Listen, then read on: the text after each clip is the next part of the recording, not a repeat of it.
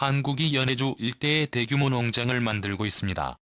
식량이 부족한 한국, 일본, 중국에 수출 가능한 밀농업 전진기지를 조성하고 있습니다.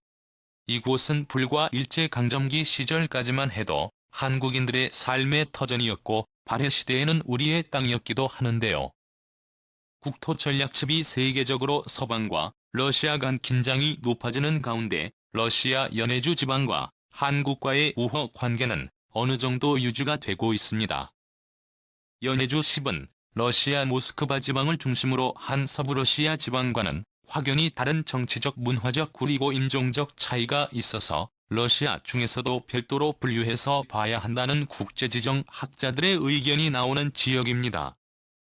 러시아 지방, 그 중에서도 한반도와 가까운 우스리스크, 블라디보스토크, 하바롭스크는 1920년대부터 러시아 모스크바 중앙정부의 박해를 받아 피난해온 유태인들 그리고 우크라이나 계통의 민족들이 다수를 차지해서 오늘날까지도 모스크바 중앙정부에 대한 반감이 어느 정도 있는 상황이고, 이들 지역 주민들 중 다수는 한국과 깊은 우호 관계를 맺고 있습니다. 이곳 주민들과 연해주 지방 지역 정가의 협력으로 인해서 한국의 대대적인 농업기지가 만들어지고 있어 거대한 충격을 주고 있습니다. 이러한 밀농사 시대 확보는 세계적인 식량 위기 속에서 톡톡한 효과를 누릴 것으로 보입니다. 현재 러시아 극동 연해주 지방은 한국과의 교역이 없으면 사실상 경제가 마비 사태에 이르고 있습니다. 현재 러시아 정부는 서방 각국과의 수입 제재를 단행한 상황이지만 한국과의 교역은 중단시키지 않고 있습니다.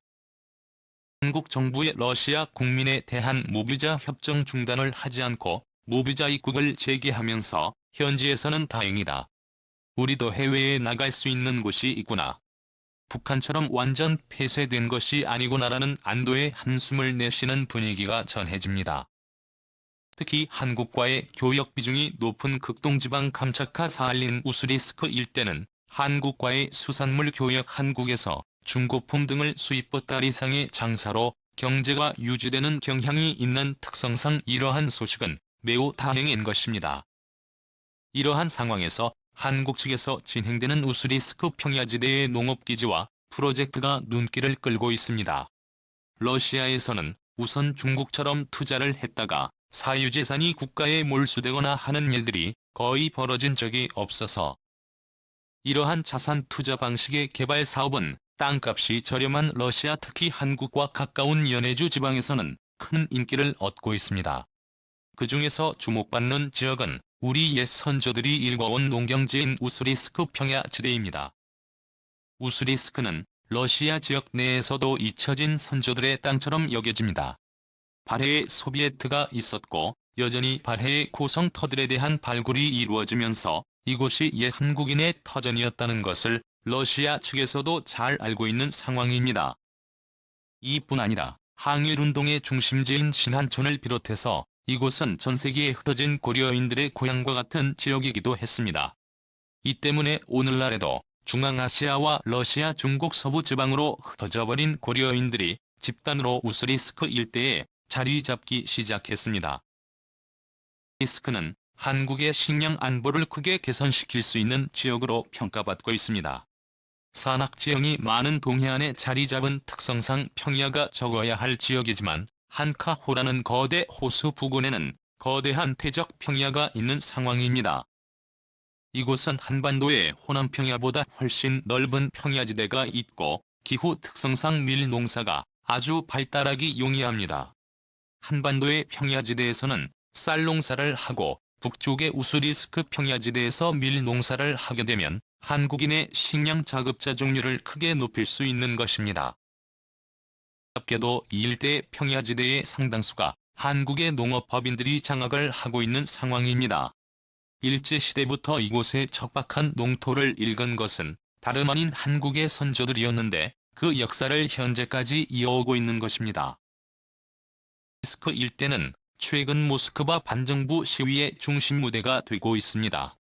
우스리스크, 블라디보스토크, 하바롭스크 등 두 개인 자치주 일대는 지난 2018년 이후로부터 급격하게 반정부 시위가 확산되고 있는 것입니다.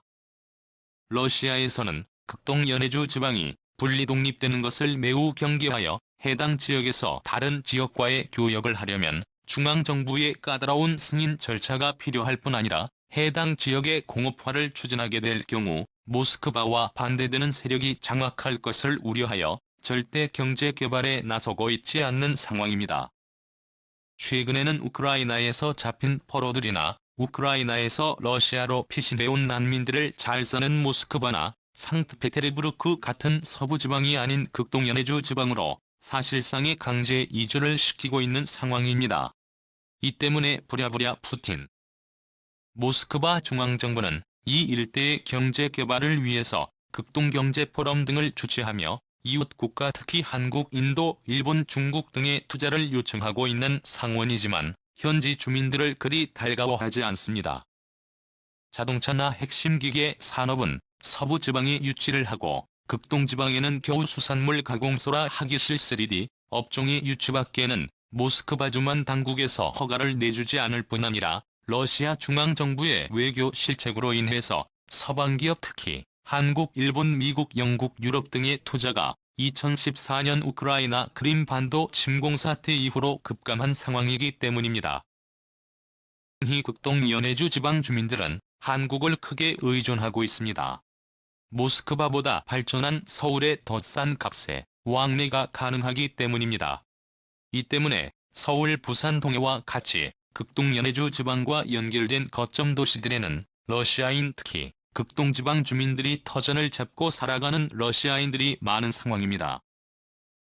대부분은 한국의 발전된 민주주의 제도, 투명한 행정제도, 활발하게 돌아가는 시장 경제를 보고 현지에 그러한 문화를 알리면서 2014년 크림반도 침공 이후 성장력을 잃어가는 극동 연해주 지방 주민들이 불만이 커지기 시작한 이후로 2018년도부터는 거대한 집단 시위가 일어나는 상황입니다.